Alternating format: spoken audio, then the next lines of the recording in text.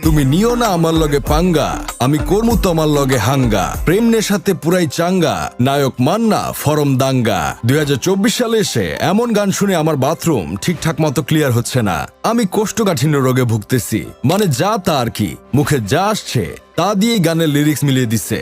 এইসব গানের থেকে হাজার গুণ ভালো ছিল আমাদের শৈশবের প্রিয় শিল্পী নার্গিসের গান। নার্গিসের প্রতিটা গান ছিল মারাত্মক লেভেলের অর্থবোধক। যেমন ধরেন, আমার কচি গাছে দুইটা লাউ ধইরাছে, খাওয়ার মানুষ নাই বিদেশে থাকে।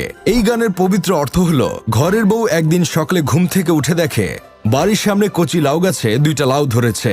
বউ দুইটা লাউ দেখে খুব আফসোস করছে, কারণ এই লাউ যে খাবে সে থাকে বিদেশে। যদি সে দেশে থাকতো তাহলে বউ এই লাউ নিজ হাতে ধরে রান্না করে খাওয়াতো। তেমনি নার্গিসের আরেকটা পাপমুক্ত অর্থযুক্ত গান হলো, সন্ধ্যাবেলা বেগুন খেতে করতে গেলাম চুরি, বেগুনওয়ালা চুপটি করে হাতটা নিল ধরি, ধৈর্য নিয়া টুট টুট টুট, আর যাব না বেগুন তুলিতে ও ললিতে। এই গানের মাধ্যমে প্রিয় শিল্পী নার্গিস এটাই বুঝিয়েছেন, বেগুন চুরি করা ভালো না, বেগুন চুরি করতে গেলে বেগুন ক্ষেতওয়ালা ধরে শাস্তি দিতে পারে। এমন অনেক অস্কারজয়ী অর্থবোধক গান গেয়েছেন পবিত্র পাপী শিল্পী নার্গিস। আমরা চাই নার্গিস আমাদের মাঝে আবার ফিরে আসুক নতুন রূপে। বর্তমান শিল্পীদের কোনো গানই আমাদের ভালো লাগে না।